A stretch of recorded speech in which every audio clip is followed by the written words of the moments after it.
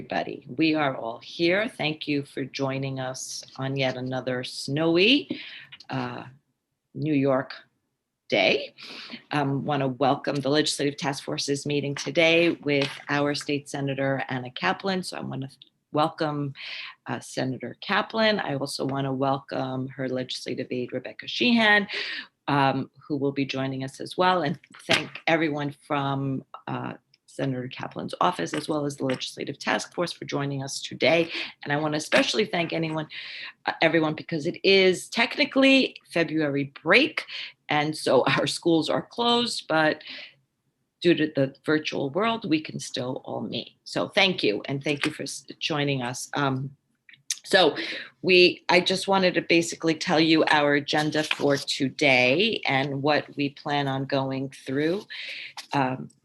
We have Julie sharing the screen. Next screen.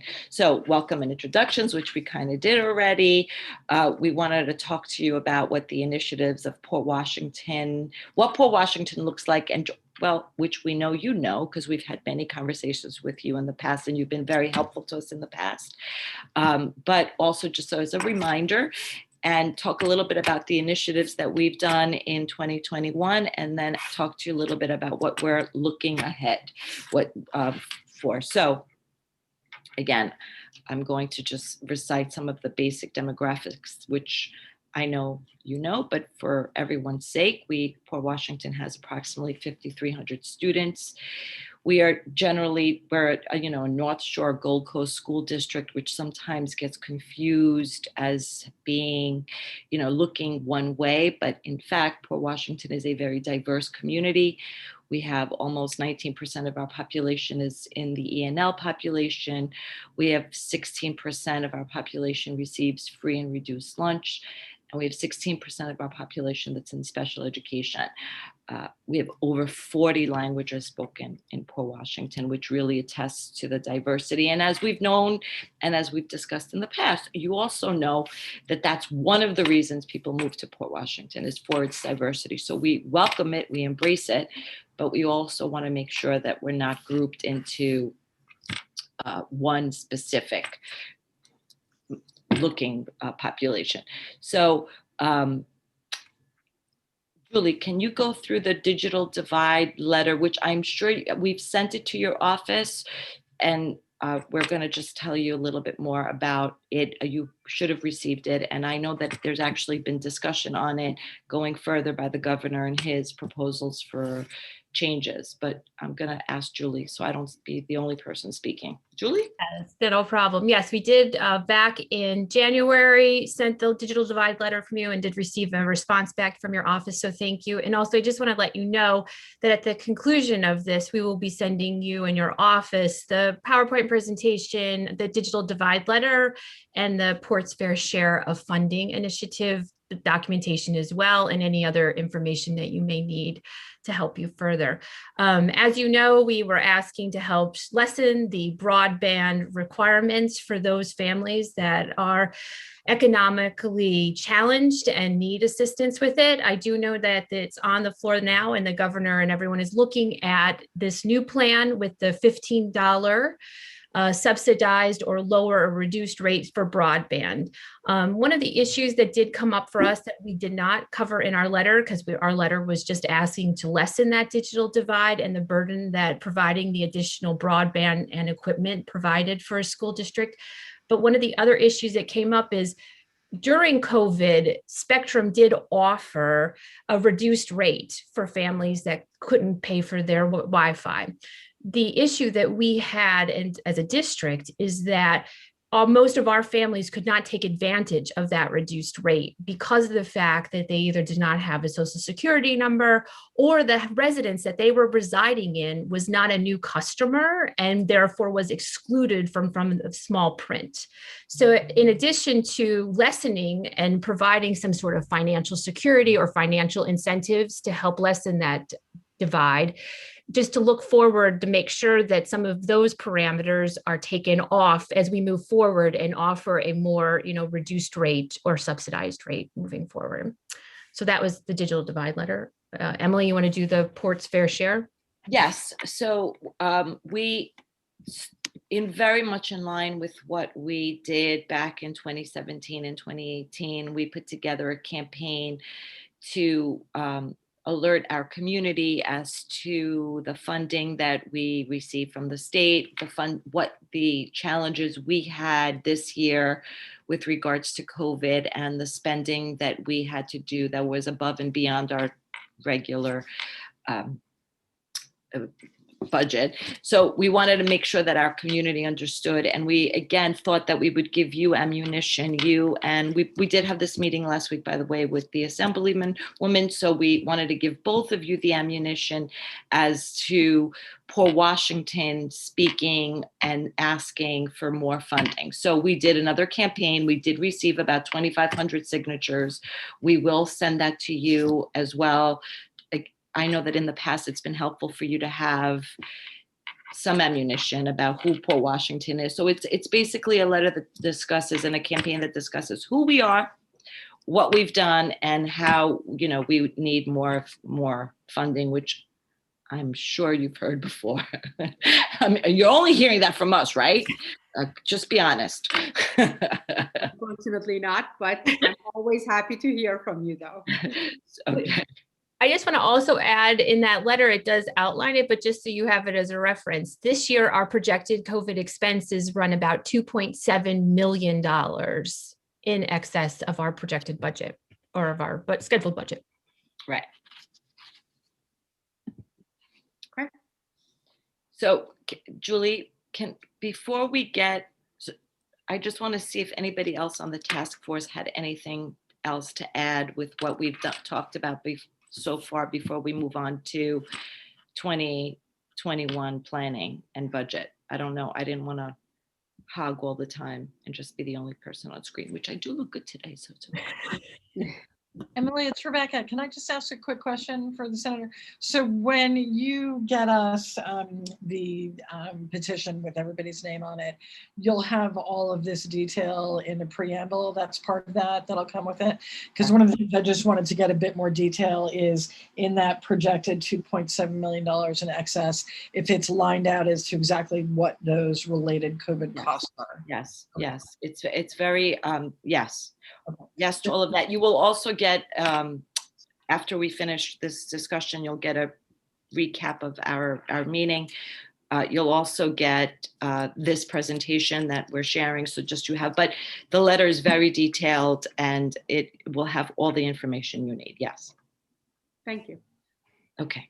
So let's go back then. If no one else has anything to ask, we'll go back to our presentation and talk about the 2021-2022 budget, what we're looking ahead for. We're going to also kind of talk about mental health and support services and the looming question of bringing all students back 2021-2022, which does coincide with the budget. So what we know so far is that we've been told by our business official that our teachers' retirement system, our contribution is going to be going up approximately 10%, which is approximately close to $1 million. So it's $940,000.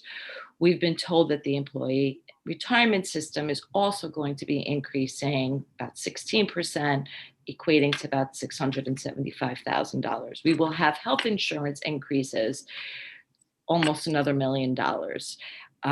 So we know for a fact that those are increases that we basically have no control over, and those are increases that we are expecting. We also know for a fact, which is not on this spreadsheet, but we do have contractual obligations and increases with our staff that we have to also basically continue, keeping that in our equation. And here's what we also know.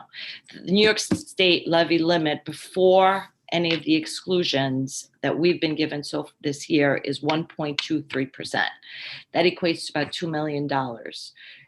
As you can see, just from the retirement contributions that we have to make, we've already exceeded that $2 million levy limit. We also know what we were told based on the latest runs that we've received, and I would love to know that we're accurate in this, and this is where your expertise comes in, is that we are slated to receive 10.985 in state aid, 10,985, right, in state aid, with a very big asterisk on this, in that this state aid number also includes the anticipated federal relief. And so our anticipated federal relief is 1.127. You see that on this chart. So that's what we know so far. And based on just the preliminary, you see that we're in a tight position.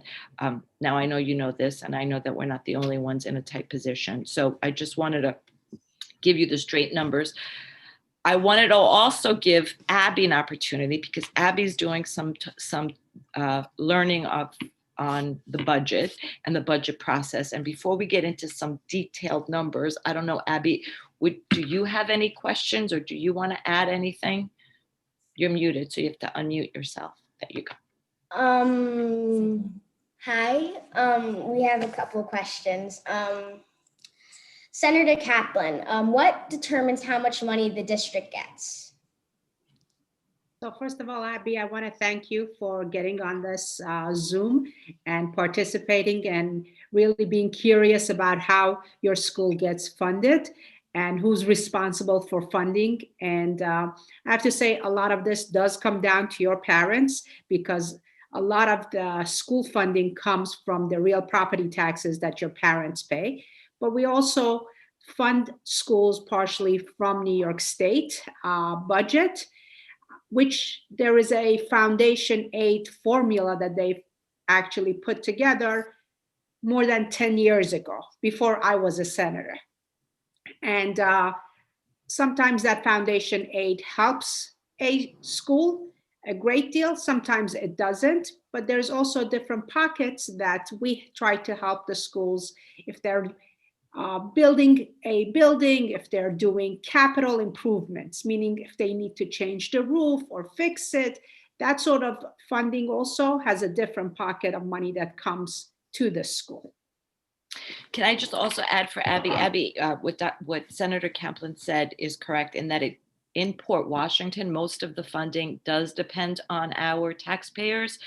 Port Washington receives, I believe, only 6% of our total operating budget, which next year, I think we're talking somewhere in the range of $167 million. Of $167 million, only 6% of it comes from the state, right? Or pretty much. The rest of it comes from, and these numbers, by what I just said, are actually going to be less. So the rest of it comes from our own taxpayers. And unfortunately, Port Washington has been asking, and actually we were very involved, and Senator Kaplan was very involved in discussing changing the way the foundation aid formula was being distributed right before COVID, and everything kind of shut down. I mean, we were in meetings, I believe, right before it all kind of just went to the sideline, and hopefully it'll resume once life resumes back to normal, whenever it resumes back to normal. But yeah, that's been, I just wanted to add that. Did you have any other questions? I have two more. Okay. Senator Kaplan, are there restrictions with what can be done with the state aid we receive? Well, yes, it all depends where the money comes from, which funds the money comes from.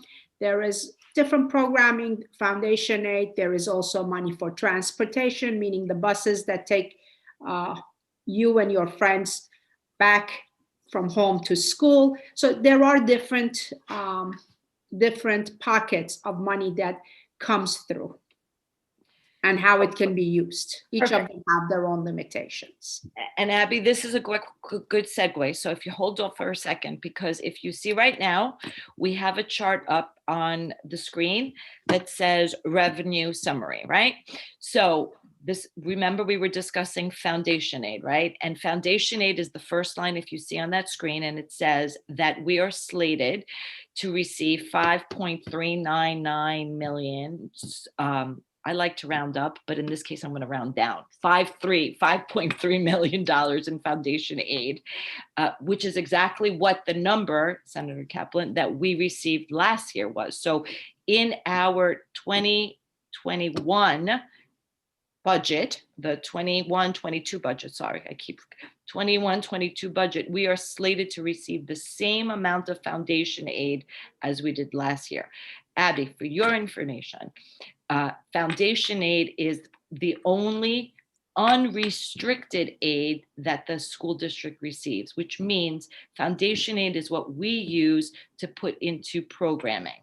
The rest of the aid that we receive from the state is broken down.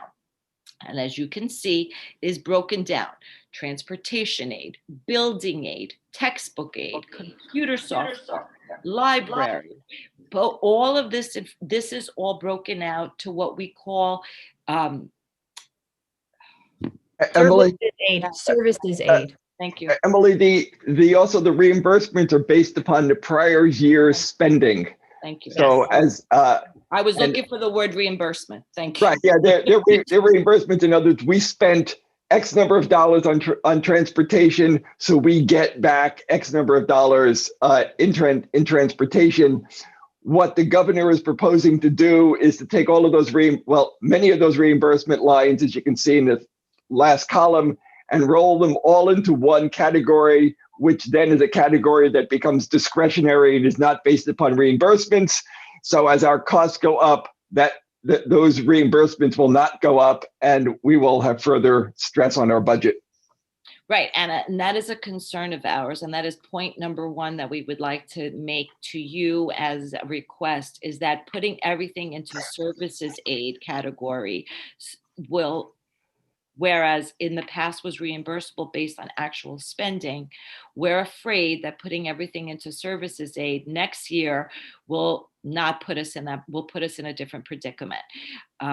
It'll become another foundation aid type number where you bulk everything in, and we really don't know how we would be able to plan accordingly. So ask number one is don't allow. I know that he's tried in the past, and I know that in the past we've, the Senate and the Assembly have been able to not allow it, but we're afraid that this year might go unnoticed because of all of the other issues that we're having this year. So that is one of the things that we wanted to point out, is that we're nervous. And the other thing that we want to point out as well is, again, that in all of the total funding, and as you see down in this line, there is 1.127 million that is included, that is the federal stimulus relief money. If that money does not come through, that becomes a very different Budget. discussion, obviously, in a budget. So I don't know if you have anybody else has anything to add to that. Well, just that statewide, the state funds, I believe, over 50% of the education budget, and we get 6%. The governor has been pleading with the feds for more money, saying that New York is a net donor state and we pay much more in taxes than we get back.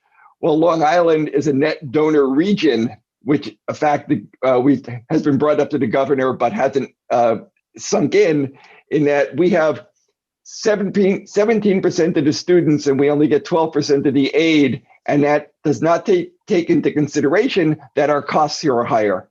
So it also has this sort of Long Island as a Hamptons philosophy in it, that everybody on Long Island is rich, whereas 30% of the school districts in Nassau County, I believe, have a median income under the median wealth of New York State. So, there are large pockets of need on Long Island, which get offset by the fact that there are some very affluent people. But real estate taxes, as you know, are regressive. The less money you make, the higher percentage of your income goes into real estate taxes. So So having very few affluent people, on the island does not necessarily help our internal budget, even though it helps New York State's budget a lot, because the income tax is based upon income, and the people who make more contribute more, whereas in real estate taxes, the people who make less contribute more.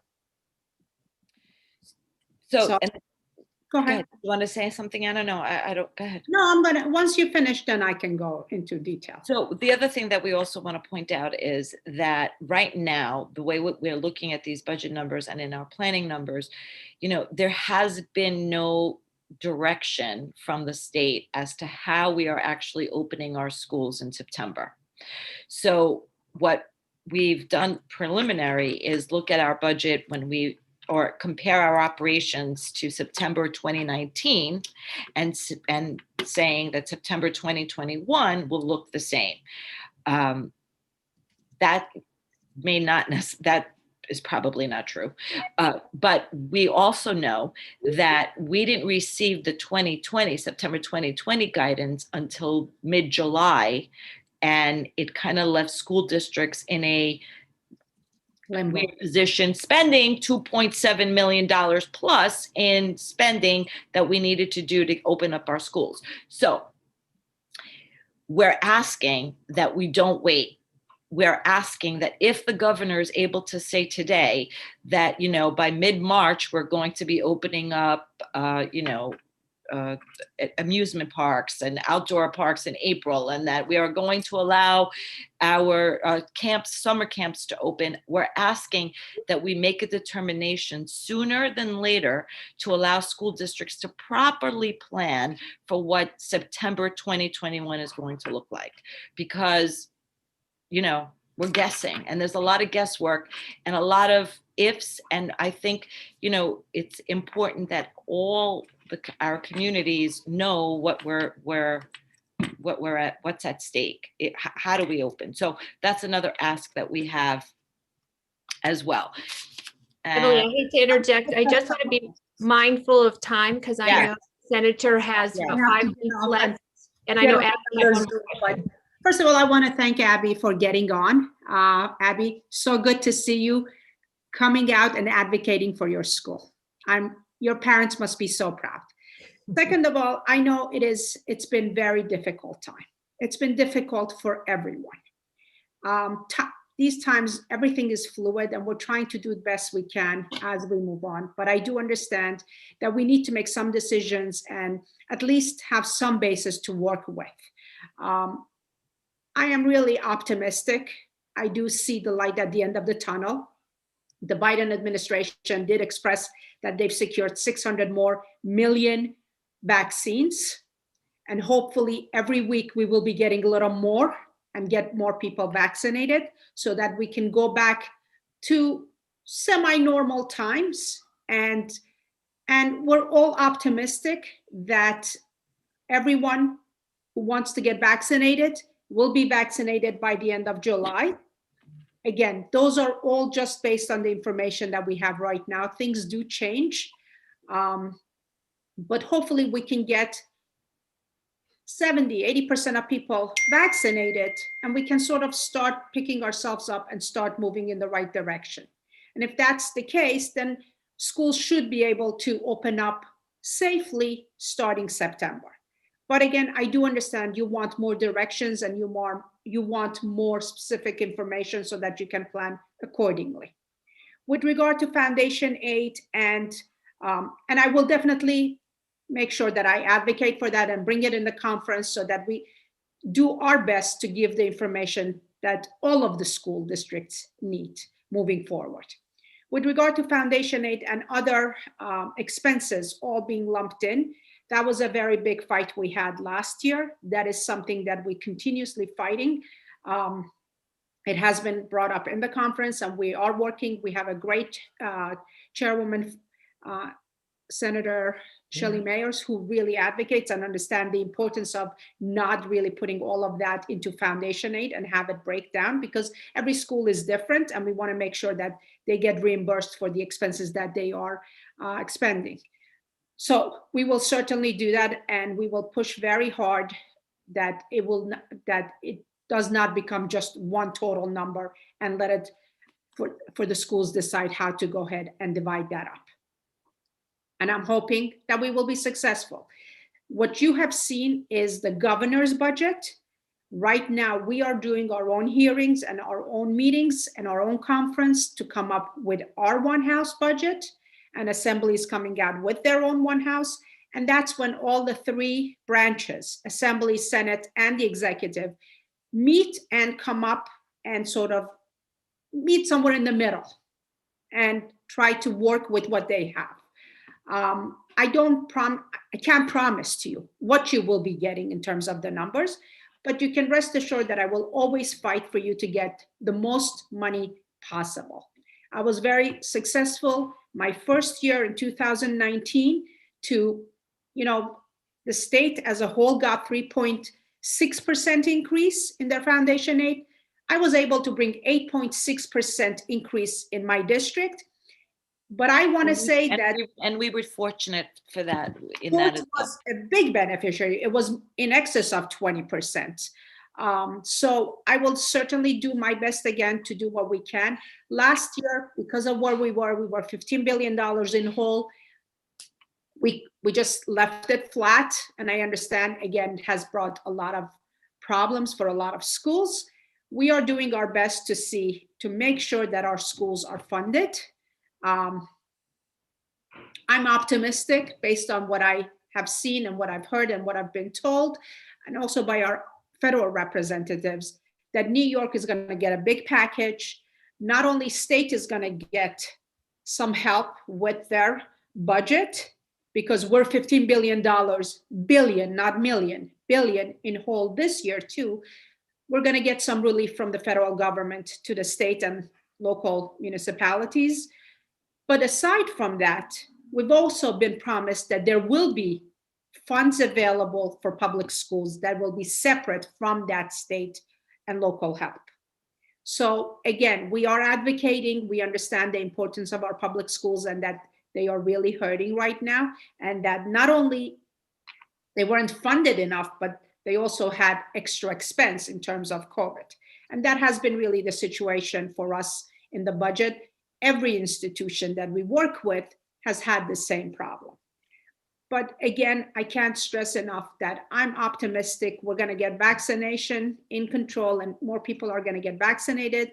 And the fact that I've been told that New York State is going to get about $70 billion in aid in all different pockets. So I'm hoping that aid is going to become really helpful. I do understand also what Larry said. I agree with him that Long Island gives more of its share to the state and receives less. I can assure you that we've been having that fight and we've been advocating how we need to be made whole or at least equivalent, and that not everybody in Long Island is very rich. And I do understand that everyone who lives in my district, they're all paying these high taxes because they want to make sure that the schools are funded well. And these are the best schools the best public education they can give to their children. So you certainly have an advocate in me. I will fight for every dollar. And I understand how important every dollar is for every one of these schools. Your school is no exception. Senator, I have a quick question. The governor is saying, our proposed $1.1 million of federal aid, he's then reducing the state portion by $1.1 million, essentially taking away our federal aid. What assurance is there that if the state gets to $70 billion in federal aid, that he doesn't just reduce the state share by $70 billion and leave us flat? Well, first of all, the 70 billion is not coming to the state. It's not coming to the governor. There's going to be different ways for that money to get distributed. It's not coming just to us for us to go ahead and divvy up and give away. We won't have any control over that. We would only have the control over the money that's coming to the state. And that, I'm hoping it will be 15 billion. We don't know yet. So all of this, as I said, is very fluid. We are working, and I'm really hoping right now we're in mid-March. By about next month, we should have a little more clarity as to what we're getting, where we are, and take a second look. But we do understand the importance of our public schools. And we do understand that we need to do more.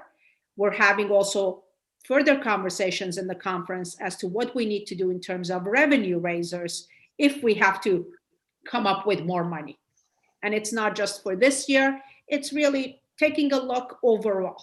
So there's a lot of different conversations that are going on and a lot of work that's being done by different senators, by different chairs, and our conference to come up with solutions. We do understand these are really problems throughout the state, not just my district.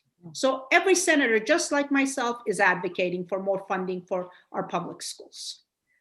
So what do you need from us? What do you need? What else? I mean, we're going to send you the documentation that we discussed earlier, but what else can we as a school district do to help you to advocate? So we know you're advocating. So I guess our real question is, what can we do to help you? I think this is great. Thank you for reaching out. Thank you for bringing it more to my attention. And believe me, I hear this from every school, every library, every institution in my district and throughout the state. It is important for us to have these conversations, to make sure that we have them in our thoughts and in our minds and our notes, so that we bring them up in every conference and talk about them and try to come up with solutions.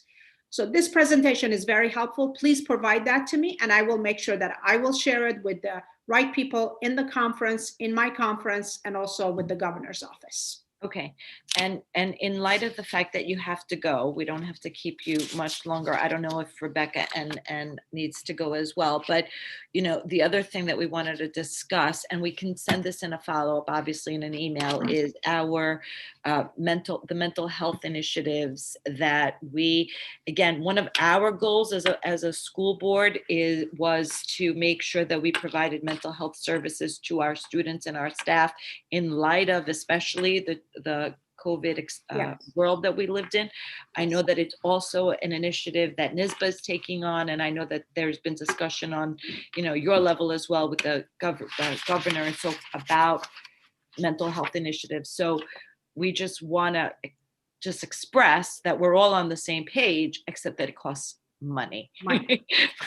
So we're all of that information with us, and I'm more than happy to really bring it up in the conference and share more and see what other solutions we can come up with that could be a relief for the school. Because at the end of the day, we want to make sure that we're addressing these problems early on before they become major problem, before they become more costly for you and for us as the state. Right. Okay, great. Does anybody, Rebecca, did you have anything?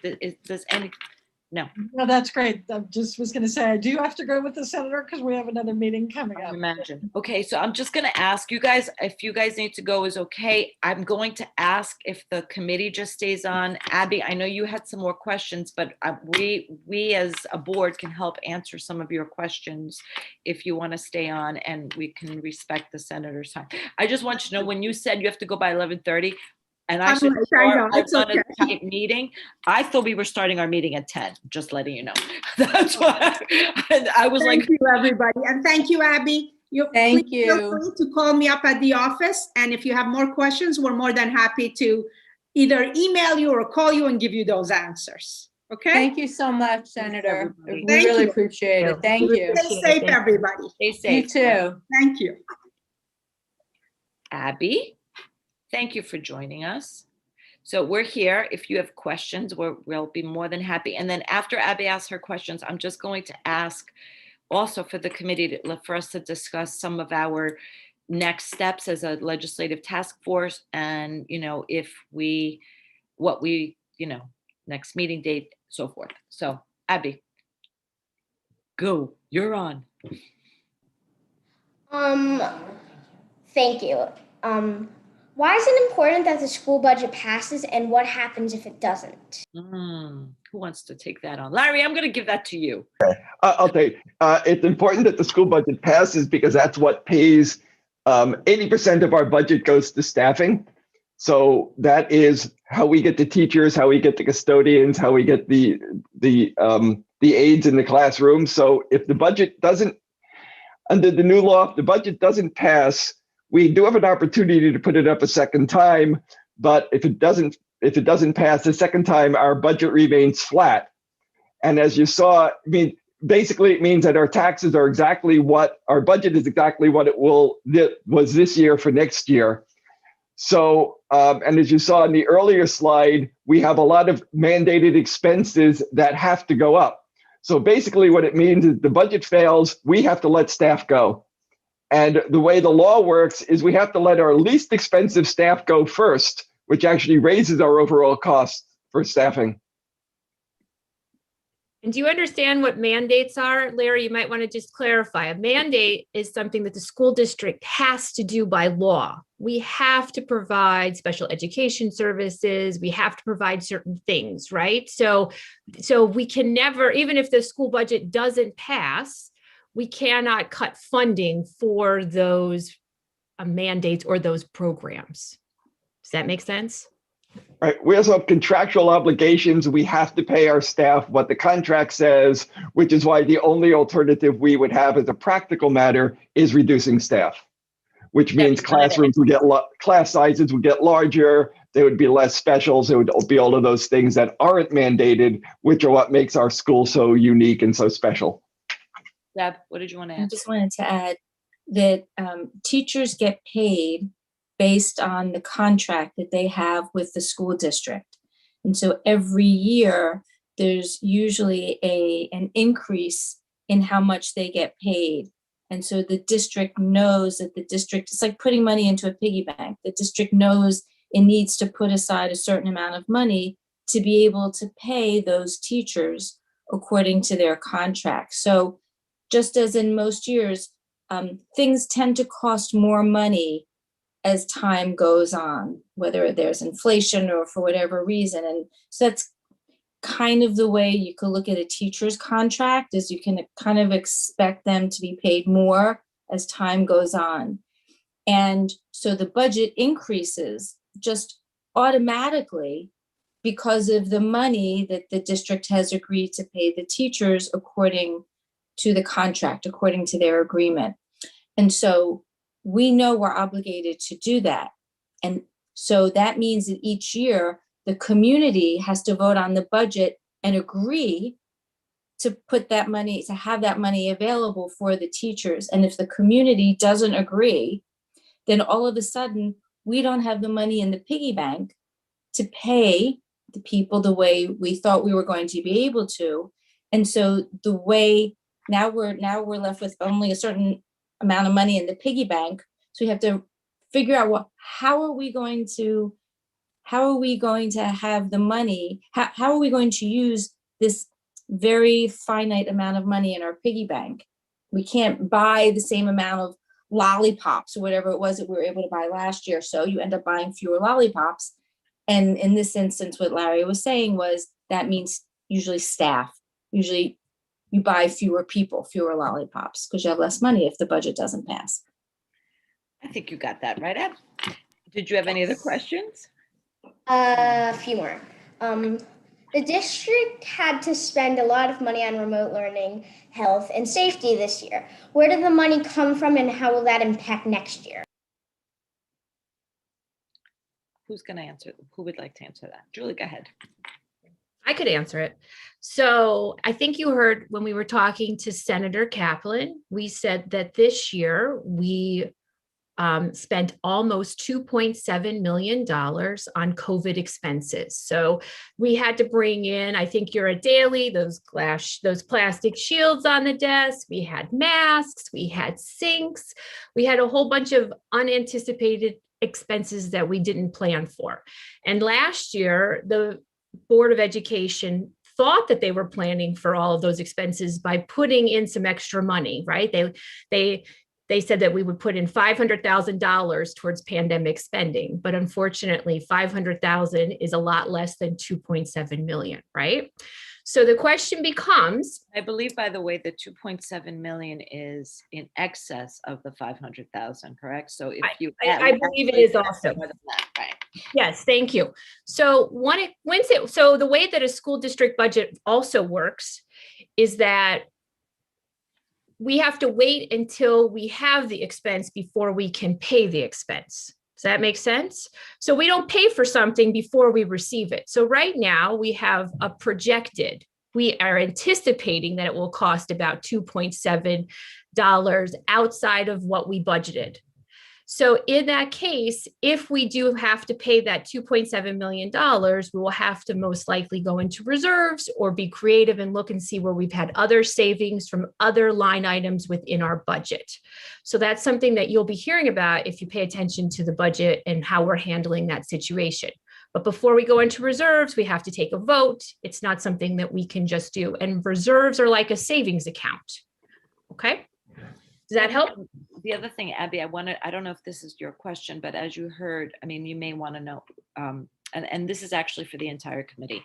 So I think we should start discussing what's our next steps, right? And so as we started talking to the senator and what we discussed with the assemblywoman is that we're in the process right now as a school board and as a school district more to planning for our 2021-2022 budget. But we're planning under the premise that we are opening our schools the way we opened them in 2019, which means back the way it was. And although the senator just said, we're going to be vaccinated, I don't know that that is a reality for New York State and for all of our schools. And I don't know what the governor is going to say to us. So I think one of the things that we are going to start advocating for, and I'm suggesting this, by the way, guys, as the task force, I think we need to start educating, the community as to that predicament of planning with a budget that may not actually be the operational way. But I think we need to start talking about, are we opening our schools September 2021 without the social distancing? Are we opening them with masks? Are we opening them with shields, desk shields? Are we so, yes, will we eliminate the HEPA filters? No, I don't think so. Why not? We have them. Will we eliminate the extra sinks? No. Why would we do that? But if we are opening our schools with our social distancing still in the mix, how are we? We're not opening our schools with social distance the way we did in 2019, or are we? Or what is social distancing? Is it 6 feet? I think these are questions that we need to start discussing publicly. And I think it's questions that we need to put out to or just information that we should put out to the community so that everybody understands where we are in the planning stage. Deb. Yeah, the other part, because I just pulled this up online, they're estimating that, and I don't know if this has changed, but right now they're estimating the vaccine's protection definitely lasts 3 months. They don't know what happens after that. So if everybody's vaccinated by July. Right, because the vaccination has just started, so they can Right. only plan for what has taken place. There are no definite. There's also testing right now. There's test groups for children. So, AstraZeneca is testing it on children. Pfizer and Moderna are testing it on children. There's belief that we're going to allow sometime over the summer, we're going to be vaccinating kids as well. Right now, the vaccination is up until 18 years old and above, 16, one is 16, one is whatever. 17. So the point is, though, are we going to then be saying for schools to open, students need to be vaccinated? Because, the staff could all be vaccinated, but what happens if students aren't? And there are student issues, even the CDC questions now about students getting sick. So all of these things, I believe, are things that we should talk about as a legislative task force on how are we advocating. I mean, we started by talking to the senator and to the assemblywoman about getting us guidance, but we need to advocate also on getting us, I don't know what we're advocating for. Abby, did you have more questions? I'm sorry. One more. There are a few programs such as the traditional PEP that did not run. Are there any programs that are currently in danger of being cut if the budget does not pass? So, I mean, as you heard, if the budget does not pass, because our budget is mostly made up of staffing, in other words, the cost of our operation is mostly staffing.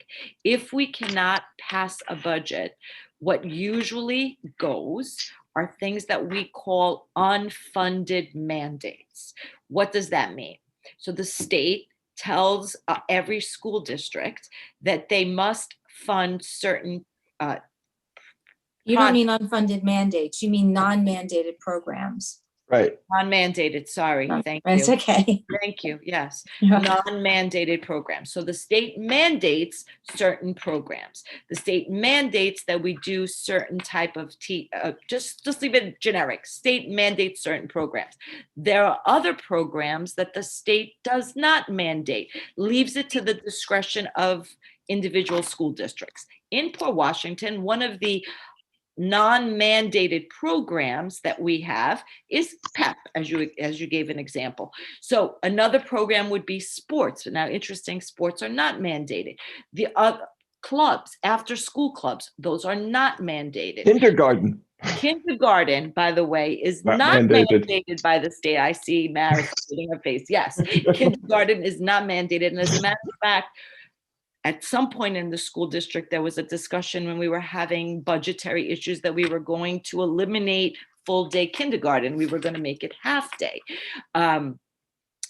Guidance counselors were not, no, I think they're mandated now, right? They changed the mandate, right? At one point, guidance counselors were not mandated. So what we then would do if our budget did not pass is eliminate the programs that are not mandated, because we have no choice. We have to run the mandated ones.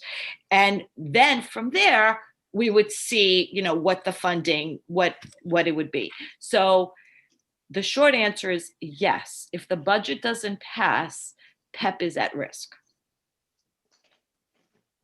Librarians are not mandated, per Deborah, which is Thank you so much for answering my questions. You're so welcome. And thank you for joining us. You are welcome to join us anytime. I know we usually meet during school. You can cut. But yeah, I mean, we'll give you a note. Well, Dr. Suzanne, you're Actually, coming to the legislative meeting. She'll be okay with it. Dr. Hines is now on the meeting. I'm sure he'll give you a note. Right. You're always welcome to cut. Oh, thank you guys so much for taking the time to meet with Thank Abby. you. Thank Oh, you. thank you. Thank you, Abby. Her podcast will get out to other children in the school district and they can advocate for the budget and all of that stuff. So That's great. That's Abby, perfect. those- Thank you. Those are great questions, Abby. Thank you. And seriously, if there's a time, honestly, I really believe that if there's another time that we're meeting and Abby has more questions, or if you have other students, I am pretty sure now that we have the ability for students to be, virtual at some point, you could join our meeting. I'm sure you'd be excused for an hour. I think it's okay. Dr. Hines, I just made that determination. It's not in my lane, but I made it. It's a new pullout. I heard you. Oh, Dr. Hines is on. thank you Hello. guys so much. Thank you. Thank you, Abby. Bye. Committee, what do we want to do going forward? Pam? Yes. I was wondering, I was hearing Senator Kaplan talking about the federal funds, and that from what she said, it's not all going through Albany. So I was wondering about researching that and maybe trying to see if Representative Swazi would also be willing to meet either with us or somehow reach out to his office to try to advocate, because that seems like a concrete money that we could go after now. So we did do, as a school board, write a letter that we sent to, right? Didn't we send a letter back in the beginning of January or something to all our representatives, basically saying we want our funds and don't give it to the governor? However, and Swazi did get that letter, but I do think trying to set up a meeting with Swazi would be fine. I don't know that would be a problem. I think he would probably be open to meeting with us. does everybody understand what I was kind of saying about that we need to start, I think, making sure, I think we need to start a campaign about letting us know, or not a campaign, but just starting, maybe write a letter specifically about the timing. Like maybe we should be doing something about giving us guidance earlier than later. Like The problem social is, distancing. the problem is science doesn't change, but it develops. So, for example, now the science is beginning to say that the vaccines aren't as effective on the South African variation. Well, if the South African variation starts being the predominant one here, which now it isn't, then that means we have to rethink the vaccination. So, if we're told now, oh, by the way, schools can open and things change, well, then schools aren't going to open. So that's the problem. As much as it'd be great to hear early, I'm not sure whether there is enough science to say definitively what we can do next year. So I think we sort of have to plan for everything. I agree. We have to say maybe we'll open like this year. Hopefully we'll open the other way. If we do open like this year, what are going to be the changes? If we're going to open up fully in, how are we going to run? And in either case, we're still going to be underfunded because our budget increase is not going to equal our cost increase. So we just have to look at what we're going to do. And I think we sort of have to have the two scenarios in our mind because we don't know, which way it's going to go. And I don't think we can know yet. Julie, and then I see Deb. So I don't disagree with the point Larry made. I think what Emily was trying to say, or at least the way that I look at it, is although I think we're always behind the 8 ball, right? The science is changing on a daily basis, the questions and answers, but we do have data from the last year. So to be proactive, any type of guidance, or at least a timeline from the state ed that they can provide us on when they're going to provide us guidelines, like what requirements are we going to operate under the same reopening guidance that we have been? Are there going to be any changes? If so, what those changes will mean, when they're going to come, have those discussions even been had yet? So to be proactive and start asking those questions of state ed, I don't know if whether it's Dr. Hines who starts that conversation, right, whether it's the legislative task force, but I don't think that it hurts us to start saying, what is the timeline and what are you looking at? Right. I agree. Yes. And I think we've seen there's questions now about the guidance that has come from the CDC. And I think we saw, there are superintendents who are asking, what does up to 6 feet mean and social distancing? Because I think, that would change a lot of, so I think we need to start, and I see Dr. Hines has his hands up. So I'm going to let Deborah speak and then. No. Do you want Mike to speak? No, let Dr. Hines speak. Oh, I didn't realize I was unmuted. Sorry, but let Dr. Hines speak. Oh, Dr. Well, first of all, good morning, everyone. I think first, the superintendents are, when I say superintendents, I'm saying Nassau County superintendents.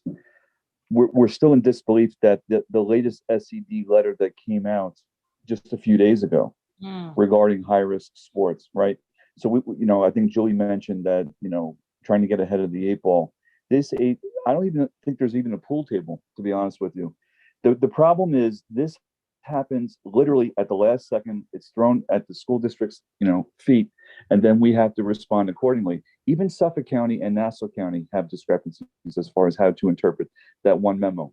So I think being proactive, which I totally agree with, in trying to control the narrative as much as we can. We don't know as superintendents what to budget for, as far as for secondary schools. This is the next hot topic right now, right? So how soon can we get our secondary students in safely? And what does that even look like? So I think to Julie's point was, well, can it be up to 6 feet? Right now, we have some school districts that are looking to, if they're bringing in their high school kids and middle school kids, they're looking to now order those partitions again, those desk partitions. And will we even need them come September? So we're looking at a potential expenditure that will, up to $100,000 for a few months. So I think the moral of this story is the more proactive you are as a task force, I think it enables and emboldens us as superintendents to make some decisions. My concern about SED is that we won't know until the 11th hour what we will have to do come September. I wouldn't be surprised if we didn't find out until August what that would look like. So again, we have to really plan for both scenarios. If I had my crystal ball right now, I think it's all in come September. I really do believe that's the way it's starting to politically look like, and I think it's going to happen. So I have a third scenario. I think it's all in December, not in September. I think we're gonna wait. I think we will wind up having to go all in, but it's going to be with masks and with some sort of social distancing. Deb, you had a point, but I think before Deb says something, I think the point here is that what I'm hearing is that we need to advocate, and whether we need to advocate for awareness. I don't know that we're going to advocate for change so much or be successful in advocating for change, but I think we have a campaign to so we have twofold campaign. One is, I think, which we've always had, is to make our community aware of what's happening, because I don't know that our community is necessarily aware, and we have found that, we've been successful in getting some sort of community awareness. But secondly, I think we also need to advocate for as much information as we can get as soon as possible. I'm wondering though, Dr. Hines, if there's also advocating, I think we can use the example of this letter that came from state education with regards to the testing that we just got this week as an example to send to the senator, to say, this is the type of information we're getting last minute and the type of information that needs to be eliminated. Like, we can't have this back and forth. Deb. So I appreciate the desire to want to be able to plan. I don't know that anybody can predict what it's going to look like in September. And what I was trying to say before was, right now, the CDC is saying that the vaccinations provide immunity for 3 months. They don't know how much longer that will be. And so what I was trying to say was, if everybody's vaccinated by July, that means, or there's enough, that means we're pretty much good until October. But then what? And so all I can suggest is that while we're advocating for more certainty, which I think we're not going to get, I think it's important to continue to pound our elected officials with the understanding that opening schools, whether it's hybrid or all in, costs money. And because it's out of the norm, because it's not the way the schools were built, et cetera, and that we are going to continue to need more money in order to continue the systems we have in place, if that's what is required. We may not need as many EAs as we had before, because now the kids have all been indoctrinated. They understand the social distancing. We may not need as many adults corralling all of them. And I mean, I don't know, but these are systems I think on the inside we can take a look at. Are the desk shields effective? Do we know? I mean, are we throwing good money after bad if the desk shields don't work? Like, we don't know. That's a system-wide thing, not just in Port Washington. So, before we, so that kind of goes hand in hand with what we asked for at our last Board of Ed meeting. Review the systems so that we can internally understand what we would need to do, but also let our elected officials know what systems are necessary in the event that we can't go all in September for whatever reason. We all want to go all in. We all do, but not if it's not going to be safe, right? So I get what you're saying, but I think what I want to bring us all back is that we're doing a lot of speculating right now on, what will it look like in September? I think the real question, and we can speculate from now until I don't know when, until the next snowstorm. But I think what we need to agree upon as a committee is, what are our next steps as a task force? What are our next steps? What are we doing? Speculating isn't going to really change anything for us. Are we starting a awareness campaign? Are we advocating? Those are the questions that I'm asking. So Larry, So you're yes, up. that's what I was saying. So write to our elected officials and have them understand we're in limbo here. We're in never, never. We've done that, right? So we've done that already with regards to funding, especially, and we're going to do that. But I think what are we doing next? So Larry? one of the problems is traditionally education's been under the auspices of SED. Under the governor's emergency powers, he's taken that away. And that's why we're getting conflicting information, because SED says one thing, the governor's office says another thing. It gets interpreted by all these different people. So I think one of the things we have to do is try to get these decisions coordinated in one place and that everybody's on the same page, and that SED and the governor aren't telling us conflicting information. And if I had my druthers, it would go back to SED, who I believe are more expert in this area than the governor is. Okay. And so anyway, and I think that's a reasonable ask, that they work together before pronouncements come out. Okay, so that would be a potential action step, right? Asking, or making that asks. Okay, so, okay, hold that thought. Julie, you had your hand up, and then Pam. And then Let Pam and Adrian go. I'll wrap up, so it's fine. Okay, Pam. Just my one question was, I guess, the action item. I don't know, Dr. Hines mentioned that Nassau County is different than Suffolk County. Who would we want to be advocating for, just towards Albany or also to Nassau County? That's a good question. Should we be, I think this, what Dr. Hines was referring to the letter that just came out from state education, that Nassau County is interpreting one way and Suffolk County is interpreting another way, but I'm going to let Dr. Hines answer that. Is that Dr. Hines?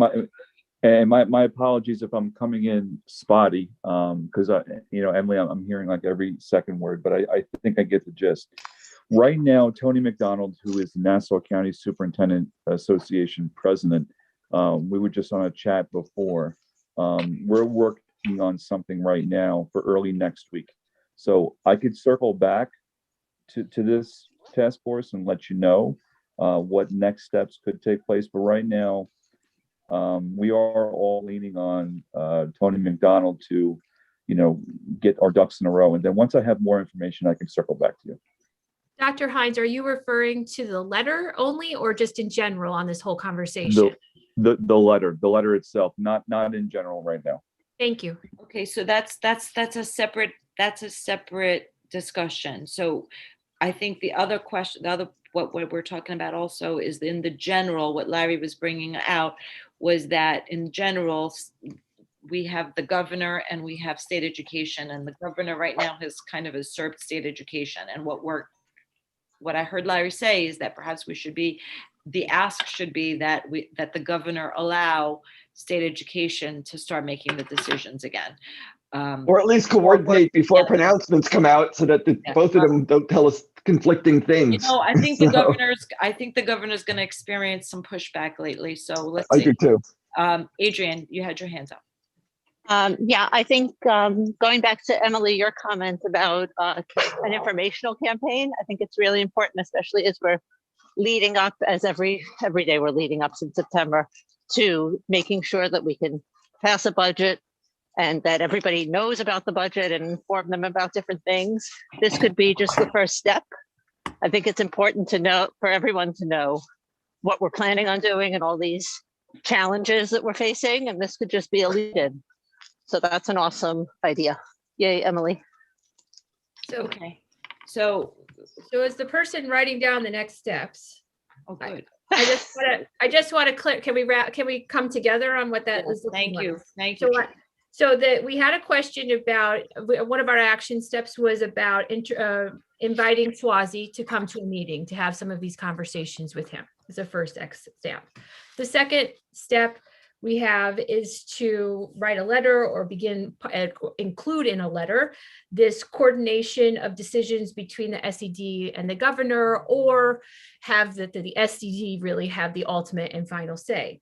The third thing that I just have on my list that is still a question mark is this education of what we have to do looking forward. Like, should we be asking and advocating not only of whether it's SED, Nassau County Department of Health, Albany, I think actually all three would not hurt, on just really the understanding that they need to provide some guidance in the best of their abilities, you know, give some sort of reference to us as school districts sooner rather than later. And again, in any advocacy that we're doing, we're educating our community by doing that. Every time we have a board meeting and then we talk about it at legislative task force, we're at least looking like we're not just sitting and waiting. We're actively engaging and asking the question. If no one answers us because they can't or they won't or whatever the situation is, we have to, but at least we're being proactive to move forward. So do we want to do that third proactive ask and inquiry, even though we understand it may be too early and we may receive. You're talking about the education of what we do going forward. Is that what you're talking about? Education of what we do going forward, which includes reaching out to State Ed, Department of Health, you know, New York Department of Health, Nassau County Department of Health. So and asking those I questions. think the whole education part of it is to our benefit. More than anything else is to being able to explain to our community what the challenges are and what we're facing, and to actually also alert our community to the fact that we are working on their behalf, right? Or advocating or trying to plan ahead. So I think that does not harm us. I can say this, we as a task force have worked in the past with our PR firm to get information out. And so I think we should maybe also talk to our PR firm, because I am wondering, you know, there's strength in numbers, right? And so our PR firm represents a lot of other school districts that are in the same predicament. So I'm wondering if there's a way that we can spearhead a campaign across multiple school districts and getting the word out and the message, and maybe we're able to have more power in that sense. I don't think it would harm us. So, and clearly, you know, like we could talk to the PR firm. So that's just something else that I'm putting out there. Nora Johnson, you have your hand up. Please. Thanks. I think your idea is great, Emily, because I do think it's important for us to advocate and trying to get SED and the governor to be on the same page, or SED preferably to be giving the ultimate advice. That's all great. I don't know that us or a number of districts coming together is going to change the relationship between the governor and SED. But I do think the education piece and us endeavoring to make it happen and telling our community and getting other communities involved is a great idea, but telling our community that this is what we are contending with. We don't have the answers, but we are looking at the options and the alternatives. And there are a lot of, I mean, people know there are unknowns, but we still need to say that, because we can't, like Larry was saying before, like we all know, we can't say today where we are opening in September, we're getting every student in. You know, we obviously can't say social distancing is 3 feet, not 6 feet, but there's just so many things that change every day and that we don't know. But we need to have the funding to be able to pivot. And we have to have a budget that allows us to have a plan A, a plan B, and maybe even a plan C, right? I mean, and that's what's important, I think, where we can make inroads with the community, make them understand what they understand in their own lives, but it's applying to planning ahead for the school district too. We have to be ready. We may not know till August, like you said, so we have to have plans in place that can be executed as quickly as possible in August. And maybe, there's just so many unknowns, but I think what you said is spot on. Okay, so let's choose a meeting date. I suggest we meet again sometime in March. I mean, obviously March, but a little bit later in March, maybe we'll have some more information with regards to the federal stimulus package by then, Anna was saying she thinks she'll have some information in March. So I suggest we do that, but I suggest, so that is one thing, but I do also suggest that we reach out to the PR firm and kind of share some of these ideas that we've had with the PR firm. And we could do it the way we've done it in the past with like a subcommittee kind of meeting with the PR firm and come up with any ideas. They may also be aware of other things that other school districts are doing. And and then we can share that information with the committee via email. So we don't have to wait until the end of March if there is something for us to be doing. But I think Julie did sum up what our action steps are going forward. The question about Swazi and whether or not we are meeting with him, does anyone on this committee have a contact for him? I mean, Deb, thank you. I knew you did. So Deb, tag your it. If you could please reach out to the congressman and ask him if there are days. Again, we'll make ourselves. If I think we should schedule around him. So if there's a day that is better for him, or it's several days, just let's get it scheduled. How soon? I don't know. I mean, the federal money hasn't come yet, so before the federal money has been sent. So sooner rather than later. No, I'm serious. You want it? By the 5th of March. So see if we can look right by the 5th of March. That gives like 2 weeks. Yeah. And this is going to be a public meeting or is this Same going way to be we've done a it, Zoom? same day we've done it. Zoom, a webinar meeting that will be live streamed, the way we've done them all. Of course, Deb, if he's available on March 11th and he's not available before March 5th, we'll take March 11th. But if I think that's reasonable. So is everybody okay with that? So in the past for the, so is everybody okay with like a subcommittee kind of working with the PR firm to see what is available? And is there anybody who's volunteering to be on the subcommittee? I know that in the past it's been Pam, Michelle, myself, and Julie that have done the subcommittee. Does anybody else want to, you okay with that? Just continuing on that? Adrian, hand up, yes. Adrian, did you say you want to work? Wow. Yes, sorry. I was fiddling with the button. I'd love to if you see a need for an extra person. Okay, so what I will do as an action step for whoever's taking notes is that I will reach out to our PR firm and see if we can set up a time to meet with them, what their availabilities are. And I'll give them a rundown of what we're looking for. And then we could take it from there. I think, again, for us as a team, we advocate to our legislators, which we've been doing. We continue to ask them for more funding, which we've been doing. But the other part, I think, of our job is, as a task force, is to alert the community as to what we're advocating for or the challenges that our school district is facing going forward. And that, I think, is definitely something that we include the PR firm in. Larry, you have your hand up. You sort of brought it up, but while you're working with the PR firm, it might be good if we can get them to also work on a news release about what the Legislative Task Force has done and is doing. So besides helping us reach out to the legislators, they help us reach out to the community, and that will sort of set the stage. Yes, thank you. Yes, because so two things with them. Yeah. Yep. Okay, perfect.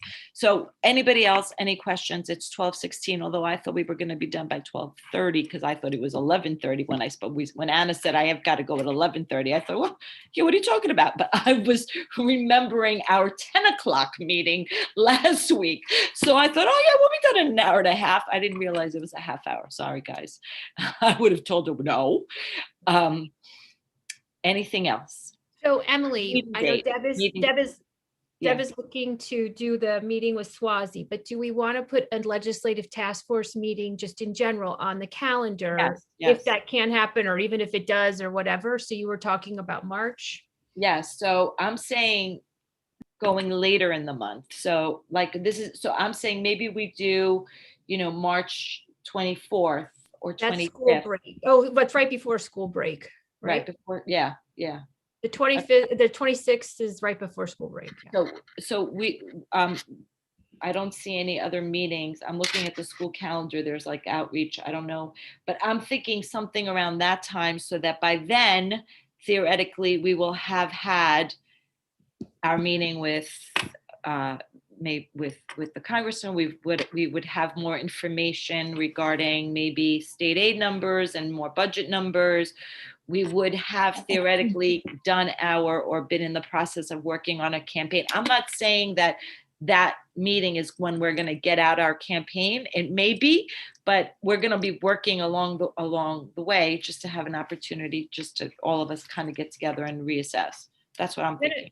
I'm going to throw another thing out there then. If you're looking for that, and there's going to be a lot of information theoretically that will have been obtained or directions that we are moving at that time, would it be better to offer an evening meeting that maybe more people could come and ask a few questions and community comments? Or is it too much because there's so much going on and we should No, just? I have no problem. We're all evening, day, what's it? They all blend in. What's the difference? So no, so let's just agree on something. Well, we do have a board meeting on March 23rd. So we're not having an evening meeting on March 23rd. So should we say March 25th, which is a Thursday, and create an evening meeting March 25th? I personally have a conflict on March 25th. Well, then we can't have a meeting then. So You can't do it in the evening. I have a conflict, but otherwise. it was your idea, and it's I Cricket Today, by the way, just in case everybody wants. I'm gonna wear blue and white on March 25th. It was. So do you want to do March 24th? It's just 2 evening meetings, one after the other for the board members, but I don't have a problem. It's not like I was going anywhere. Maybe. I mean, I'm okay with that. If you want to do it that way, that's fine. Nora, you're good? Yeah, We- I'm good. I was gonna say, do we have to do it after the board meeting? Can we do it the 18th? This is a evening legislative task force meeting we're talking about? Yeah. Okay, I was thinking the 18th, because we don't, but I'm okay, whatever Here, you guys. I'm open. I was just throwing out a date. The Because 18th is it's fine still a too. month away. I mean, and we are getting Okay, close. 3/18. Okay. 3/18 at 7 p.m. Is everybody okay on the task force with this evening meeting? Julie had an idea, but are we all okay with an evening meeting? Yes, Michelle, thank you. Hi, Michelle. What time evening? 7 p.m. Yes? 3/18 at 7 p.m. Okay. Done.